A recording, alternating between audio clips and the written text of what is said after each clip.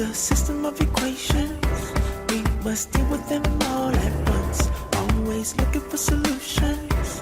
Positive outlook overcome. Hello, my name is Roy Simpson, professor of mathematics at Cosumnes River College in Sacramento, California. This video is the second video in a series on eigenvalues and eigenvectors.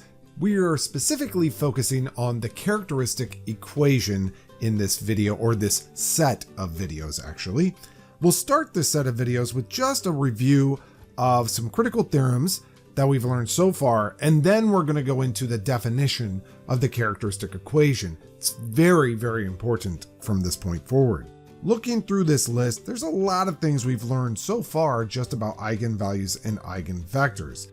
For example, if x is an eigenvector for A with corresponding eigenvalue lambda, then any non-zero multiple of x will be an eigenvector of A with eigenvalue lambda. That's basically saying that once you have an eigenvalue, there's an infinite number of eigenvectors associated with that single eigenvalue. The second theorem here is going to be very important actually in this series of videos. Lambda is an eigenvalue if and only if the homogeneous equation A minus lambda I times x equals 0 has a non-trivial solution. That equation actually has something significantly important to do with the characteristic equation itself. You should have also learned about the eigenspace of a matrix A associated with an eigenvalue lambda. That is a subspace of Rn, and it contains all the eigenvectors corresponding to lambda. It also, by the way, contains the zero vector, which is never an eigenvector. That's also a very important piece to remember. Zero is never an eigenvector. Or better stated, eigenvectors are never zero vectors. Then we get to these numbered theorems here. Theorem 1, the eigenvalues of a triangular matrix are the entries along the main diagonal.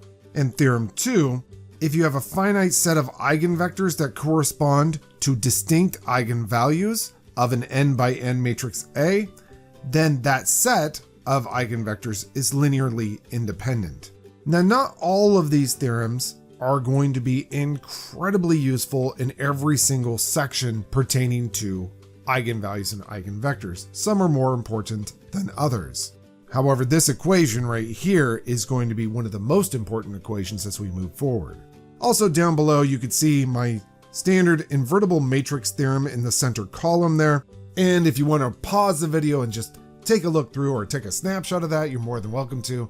It is a heavily modified invertible matrix theorem to include a lot of the material we've learned thus far in linear algebra.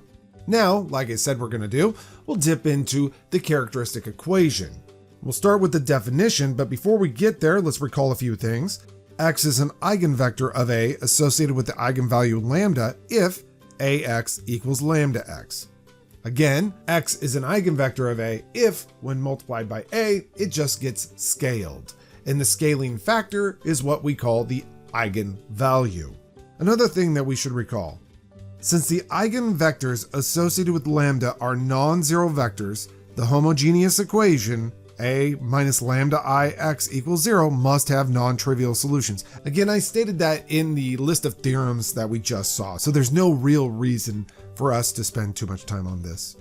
Finally, and this is an important one for this video, if this equation has non-trivial solutions, then the matrix A minus lambda I is not invertible by the invertible matrix theorem, right? The homogeneous equation A minus lambda I x equals 0 having non-trivial solutions by the invertible matrix theorem tells us that the determinant of that matrix must be 0.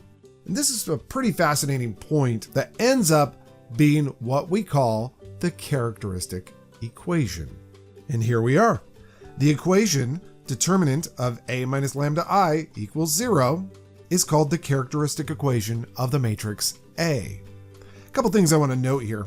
First of all, this is an entire equation, the determinant of A minus lambda I equaling 0. That's called the characteristic equation. You'll be dealing with that equation. The left-hand side of that equation is a determinant, but the actual characteristic equation is the determinant equaling 0. We'll be playing with that quite a bit. The other piece I want to mention here is it's called the characteristic equation of A, despite the fact that this argument of the determinant is more than just A.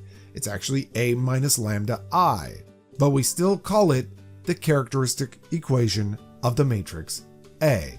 And as we commonly do, we'll step into a theorem right after that definition.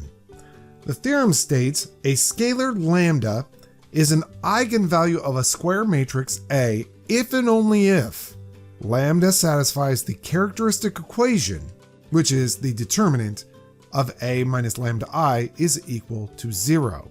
This is going to be the critical element for us to move forward with all of our theory on eigenvalues and eigenvectors.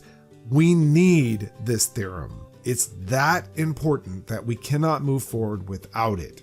And rather than jumping into the proof, let's actually go into an example first, and then we'll hop back and do the proof. It's good to see an example or two just to get the hang of what this means, and then, like I said, we'll come back and do the proof. So let's find the eigenvalues of this simple looking 2x2 matrix. Now remember, by the previous theorem, lambda is an eigenvalue of this matrix if and only if the determinant of A minus lambda I is equal to 0. And this single example will showcase the full tactic that we're going to use to find eigenvalues of matrices. Now I wrote it here as an if-then statement, but as I've stated, it is an if and only if. But I'm just doing the example here. So if lambda is an eigenvalue of A, then we know the determinant of A minus lambda I must be 0. So the first thing we're going to do is just set up a matrix that is A minus lambda I. And remember, lambda I is just the identity matrix with lambda along its main diagonal. So you're essentially subtracting lambda from the main diagonal elements of A. You do this so often that you don't actually need to write this step. We know we want to take the determinant of this internal matrix here. I've already written it as a determinant, but if you had the brackets there, then I would say, okay, we want to take the determinant of this matrix, but that's what this notation is, the determinant of it. Notice all I did was steal A and subtract lambda from the main diagonal. Now what I'm going to do is actually take the determinant. Remember, the determinant of a 2x2 is the product of the main diagonal minus the product of the off diagonal. So this, if we were to write this determinant equaling 0, that would be our characteristic equation. And we want to find all the eigenvalues for this 2x2 matrix up above. We know they satisfied the characteristic equation by our previous theorem, which we have not proved yet, but here is where your algebra prereq comes into play. You need to be able to do distribution and solve quadratic equations. Solving that quadratic equation, we get that our two eigenvalues are lambda equals -7 and lambda equals -2. Now, if you think that's pretty easy, you're right, actually. Finding the characteristic equation and solving the characteristic equation for a 2x2 matrix, not bad.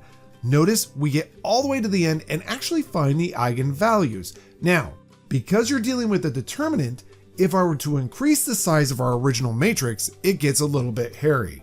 For example, if that was a 5x5, it would be a little bit, in fact, a lot of bit of work, because in the end, you'll get a polynomial of degree 5 that you would have to solve.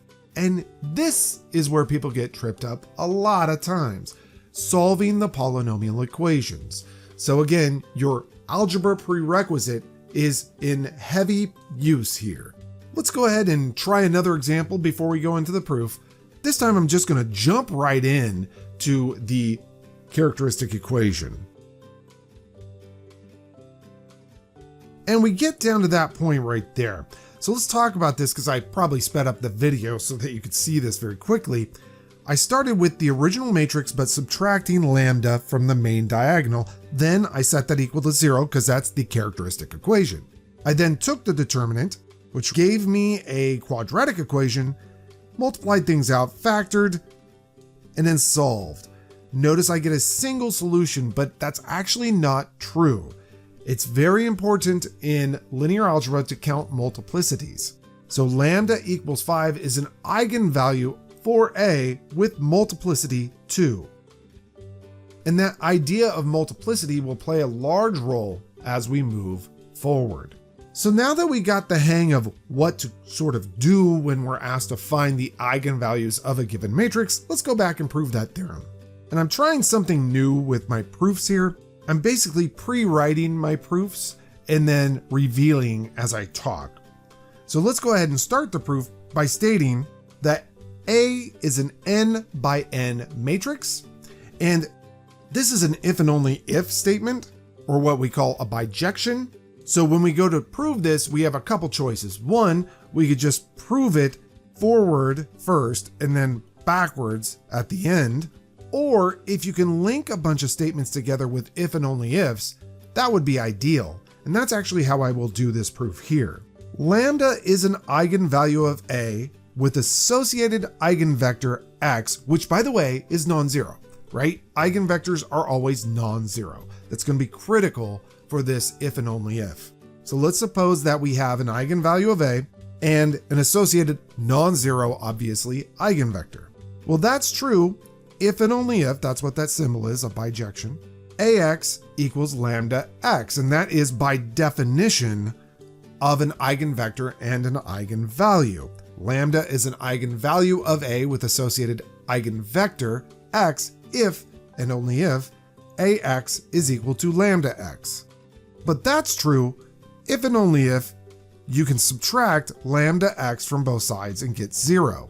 So all of these arguments go both in the downward direction and the upward direction here.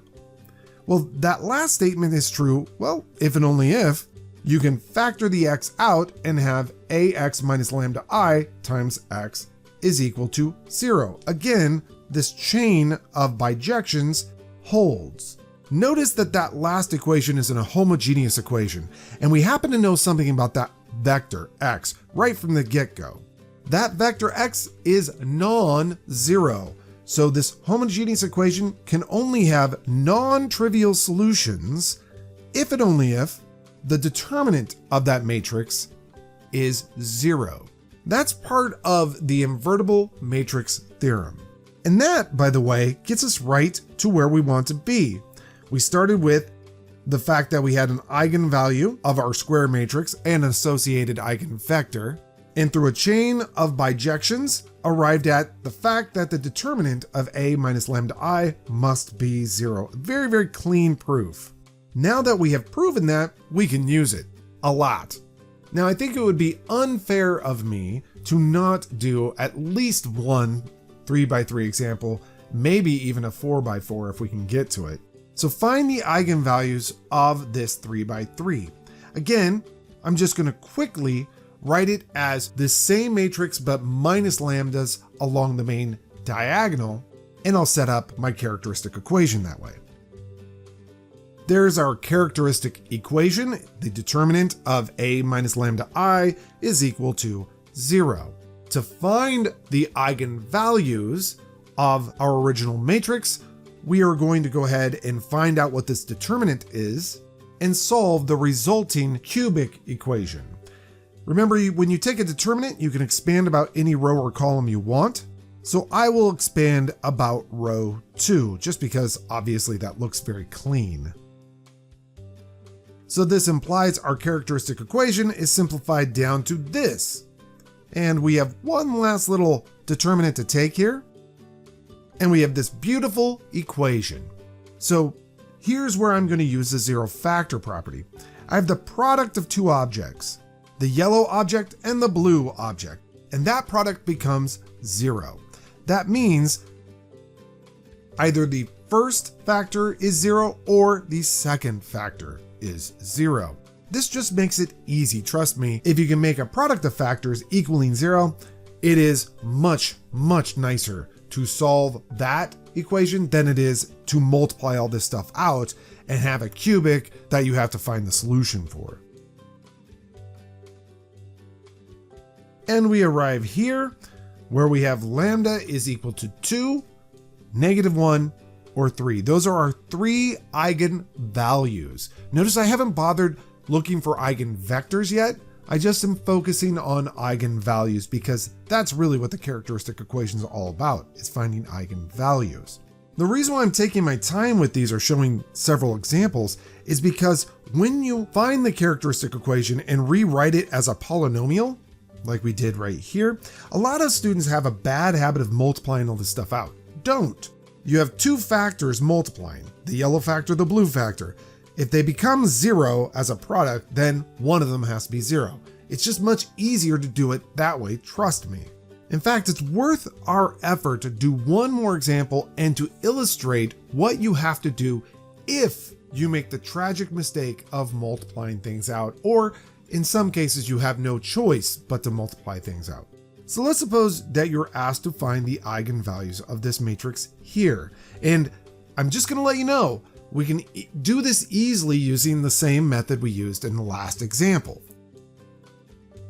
And before I continue, a couple things. I just subtracted lambda from the main diagonal there. But the other thing I want to mention is, what if, just for giggles, that was a 0? There is no point for us to do anything with this problem if we have a triangular matrix like this, because then we know the eigenvalues are the entries along the main diagonal. That's from a previous theorem. So don't just immediately jump into a minus lambda I and taking its determinant. Check to see if you have a triangular matrix. Unfortunately, we didn't start with one, so we still have to do this. Choose wisely when expanding. Notice in my matrix, in my determinant right here, each column is widely spaced. That's because I know that each column is going to contain some type of expression with 2 terms in it. A 6 minus lambda and a -3 minus lambda. Up to this point, everybody's doing the same thing. We've all done this up to this point, or should have. If you're wise, you will say, oh, I have an object here, and I have an object here. The product of those 2 objects, the yellow object and the blue object, is 0. Therefore, the yellow object is 0 or the blue object is 0. That's really the best way to do this problem. And then you could solve this out.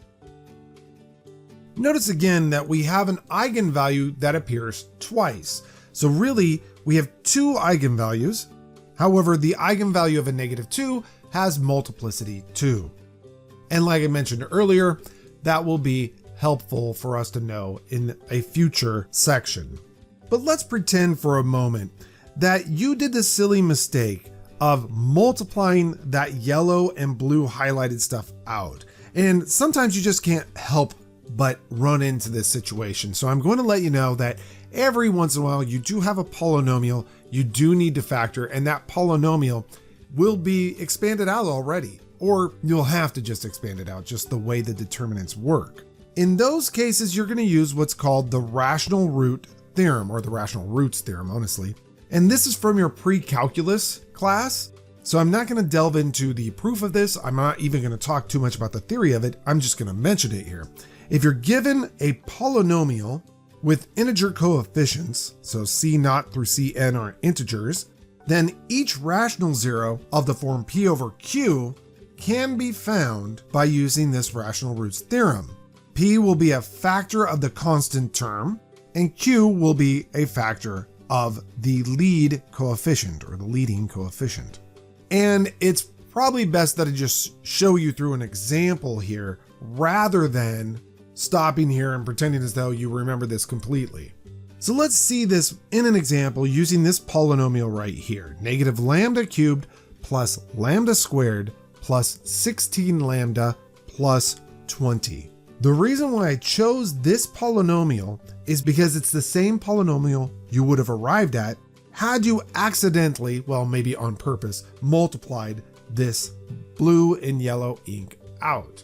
And I just want to reiterate, there are many times where you're going to have to multiply things out because your determinant might result in multiple terms that do not factor nicely. So you have to multiply everything out and then combine them together and then refactor.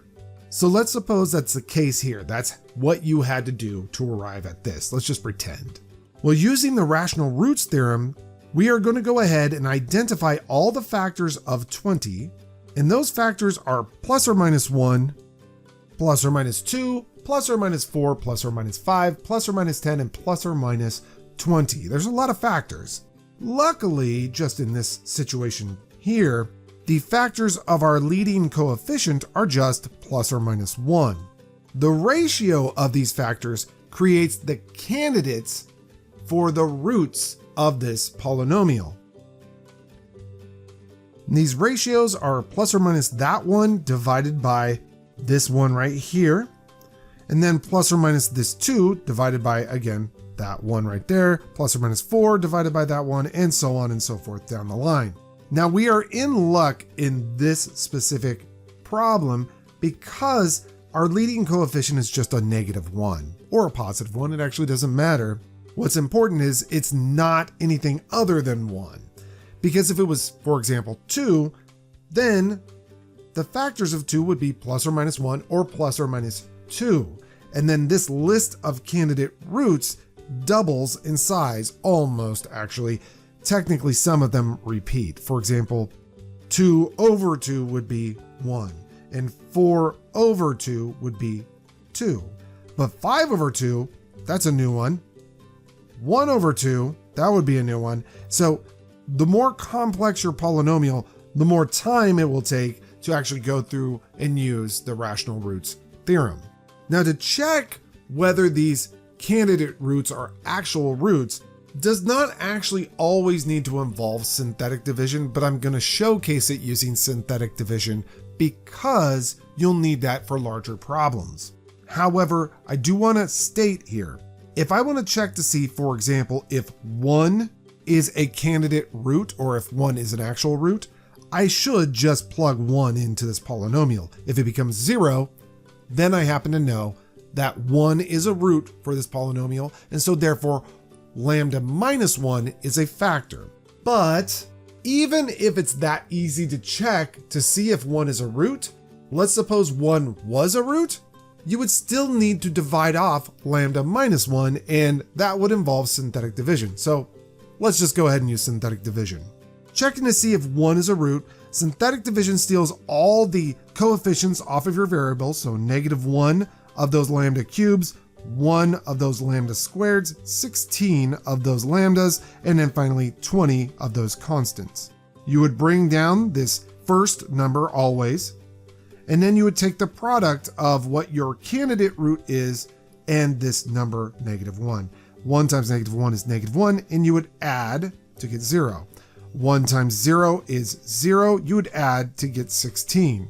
1 times 16 is 16, you'd add to get 36, which is non-zero. We want that last addition to become 0. That would tell us that we'd have a remainder of 0 in this process, which would also tell us that 1 would have been a root. But because it's non-zero, this implies that 1 is not a root. Then you check for the -1. Is -1 a root of the polynomial? Again, you always bring down that very first term, multiply, that becomes 1, add, multiply, it becomes -2, add, multiply, it becomes a -14, add that, that's definitely non-zero. So -1 is not a root. Now that you've removed the plus or minus ones out there, I usually just erase them. Now we're looking at plus or minus 2. I'll deal with the +2 first. Not that you have to, I just choose to. And you find that 2 is also not a root. So it looks like we're just going to burn a lot of time doing this. However, this is a method by exhaustion, meaning that you just keep going until you finally find a root. That's the only way for large polynomials to factor them, at least at this point. There are other ways, but this is the only way at this point. Trying the -2, I happen to know -2 is a root, so I'm going to write all of this in green. And we get to this, we actually get a 0 as our remainder, which means -2 is a root of the polynomial, which tells us lambda minus a -2, or in other words, lambda plus 2, is a factor of that polynomial. And here's why I said you still kind of have to do synthetic division. It's because that polynomial, now we know we could factor off a lambda plus 2. Well, if we didn't do synthetic division, we'd probably stare at this and say, wait, what does it, how does it factor out of that? What is the remaining polynomial? Well, luckily synthetic division gives us that. Remember, we had a cubic to begin with, so these terms will be -1 lambda squared plus 3 lambda plus 10. That's how it factors. And by the way, that will factor, if you factor out the negative, that will end up looking like our previous problem. This right here, where we had lambda minus 5 and lambda plus 2, and then we had a -2 minus lambda. That's where that negative comes into play. But anyhow, so this is how you would do a problem if you required the rational roots theorem. I just wanted to sneak that into this video. I know it makes this video significantly longer, but having that review is important because, like I said, you're going to have matrices that aren't full of zeros. And when your matrices are not full of zeros and you have to find their eigenvalues, and we'll see these in future examples, you end up getting several terms added up instead of a couple factors being multiplied. And in those cases, you end up with these kind of really disgusting polynomials to deal with. So it's much easier to multiply them out and use rational roots theorem. Actually, I shouldn't say it's much easier. There are some really cool tricks you can use, and I'll try to use them and showcase them when we run into those problems. That pretty much does it for this introductory video on finding eigenvalues using the characteristic equation. In the next video, we're going to remind ourselves of some very useful theorems, and we'll redo an example with those theorems in mind.